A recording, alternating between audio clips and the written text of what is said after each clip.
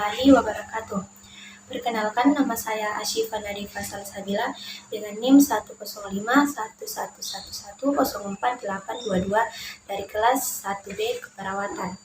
Pada video kali ini saya akan menjelaskan macam-macam dari sistem sensorik beserta fungsinya.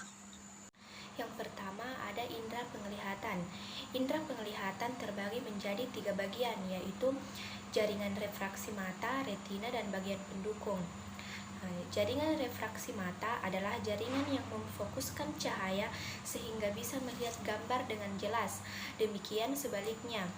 Yang pertama ada indera penglihatan. Nah, indera penglihatan terbagi menjadi 3 bagian, yaitu jaringan refraksi mata, retina, bagian pendukung. Adapun bagian-bagian dari jaringan refraksi mata yaitu yang pertama pupil. Pupil adalah bagian gelap di tengah mata yang tugasnya merespon cahaya yang masuk. Jika terang akan menutup 1 mm untuk melindungi retina dari cahaya yang sensitif. Yang kedua ada iris mata. Iris mata adalah bagian di sekeliling pupil yang bertugas untuk mengontrol ukuran pupil dan intensitas cahaya yang dapat masuk ke retina. Yang ketiga, lensa mata. Lensa mata berbentuk cembung transparan. Cahaya SK ke pupil mencapai lensa. Tugasnya memfokuskan cahaya ke retina. Fokus lensa mata akan berkurang dan bertambahnya usia. Yang keempat ada otot siliaris. Otot siliaris adalah otot yang melekat pada lensa.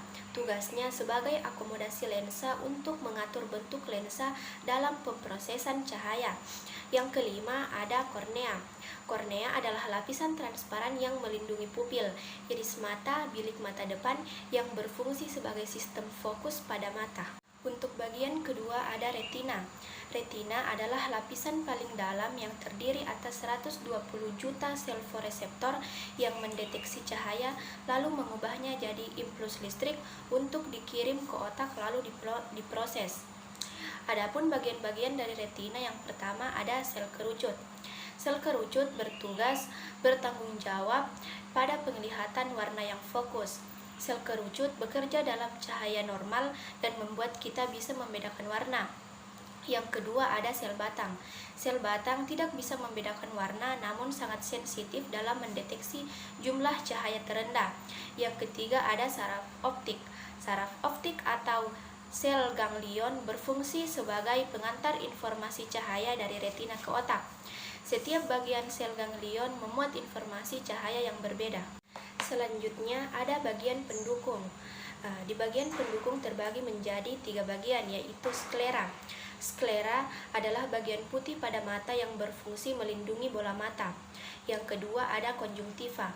Konjungtiva berfungsi sebagai pelumas mata dan melindungi mata dari mikroba. Yang ketiga ada koroid. Koroid mengandung pembuluh darah dengan konsentrasi tinggi yang ketebalannya 0, mm. Mengandung sel-sel pigmen penyerap cahaya untuk mengurangi pantulan di retina. Untuk organ selanjutnya ada indera pendengaran. Indera pendengaran di sini terbagi menjadi 3 bagian. Ada telinga bagian luar, telinga bagian tengah, dan telinga bagian dalam. Di telinga bagian luar berfungsi sebagai corong mirip megafon untuk mengalirkan getaran udara ke gendang telinga dan juga berfungsi sebagai lokalisasi suara. Yang kedua ada telinga bagian tengah. Telinga bagian tengah ini berfungsi untuk mentransfer getaran gendang telinga ke cairan telinga bagian dalam. Dan yang ketiga ada telinga bagian dalam. Di telinga bagian dalam berfungsi sebagai penerjemah gelombang suara menjadi informasi yang dapat dikenali. Sistem sensorik selanjutnya ada indera perasa atau biasa dikenal dengan lidah. Di sini lidah dibagi menjadi 3 bagian. Yang pertama radix lingua atau pangkal lidah, yang kedua ada dorsum lingua atau punggung lidah, dan yang terakhir ada apex lingua atau ujung lidah. Yang pertama ada lidah bagian atas. Di lidah bagian atas memiliki bentuk seperti huruf V. Huruf V pada lidah disebut dengan sulcus terminal. Yang berfungsi dari bagian atas lidah adalah untuk mengecap rasa, sebab permukaan atas lidah akan bersentuhan langsung dengan makanan atau minuman yang masuk ke dalam mulut manusia. Dan yang kedua adalah akar lidah. Letaknya di antara tulang tiroid dan juga di bagian rahang bawah lidah. Akar lidah berfungsi sebagai penggerak lidah sebab tanpa akar, lidah tidak bisa bergerak ke sana dan kemari. Dan yang ketiga adalah tubuh lidah. Di bagian besar lidah, 2/3-nya adalah tubuh lidah.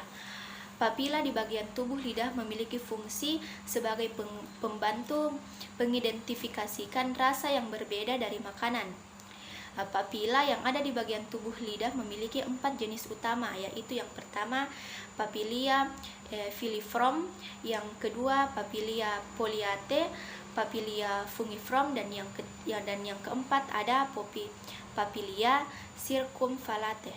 Di bagian keempat ada tonsil atau amandel, yaitu tonjolan di sebelah kanan dan kiri rongga mulut yang disebut dengan amandel. Fungsi utama dari amandel itu adalah sebagai benteng pertama dalam pertahanan tubuh manusia, sehingga amandel itu berhubungan langsung dengan sistem kekebalan tubuh manusia. Nah, berdasarkan letaknya dalam rongga mulut, tonsil terbagi atas 3 jenis. Yang pertama tonsil palatina, tonsil pharyngeus, dan tonsil linguis. Di bagian kelima ada adenoid. Adenoid di sini merupakan bagian dari lidah yang memiliki fungsi untuk memerangi infeksi. Dan yang di bagian keenam ada kuncup lidah. Kuncup lidah di sini merupakan struktur yang ada di bagian permukaan lidah. Tugasnya sebagai pencipta resep untuk rasa. Kuncup lidah bisa mengecap rasa manis, asam, pahit, dan asin. Selanjutnya di bagian ketujuh ada frenulum. Frenulum adalah bagian lidah yang berbentuk berupa lapisan tipis jaringan yang berguna untuk penghubung antara lidah dengan dasar mulut. Yang kedelapan ada otot lidah. Tanpa otot, lidah tidak bisa digerakkan.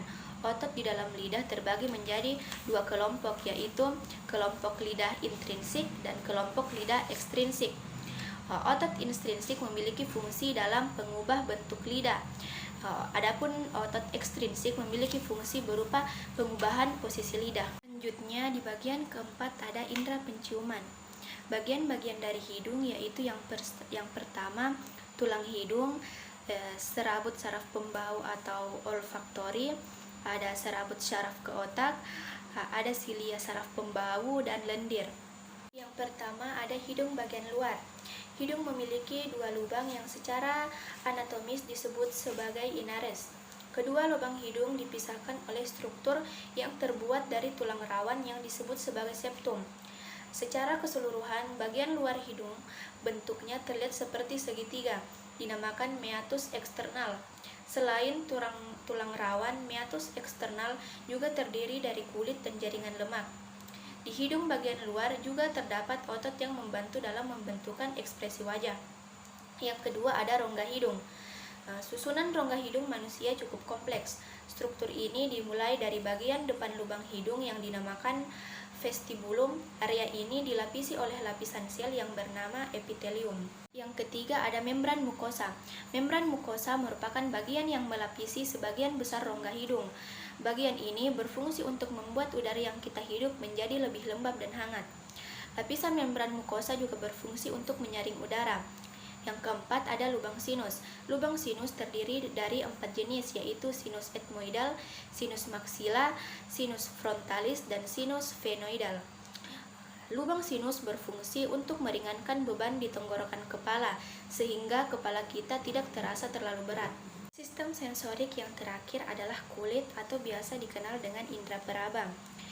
Di indera peraba strukturnya terdiri atas 3, yaitu lapisan epidermis atau kulit ari, dermis atau kulit jangat, dan hipodermis atau jaringan kulit bawah. Yang pertama epidermis. Epidermis merupakan bagian yang terluar dari ketiga lapisan kulit. Ketebalannya tergantung di mana ia berada di tubuh. Misalnya lapisan tipis di kelopak mata 0, mm.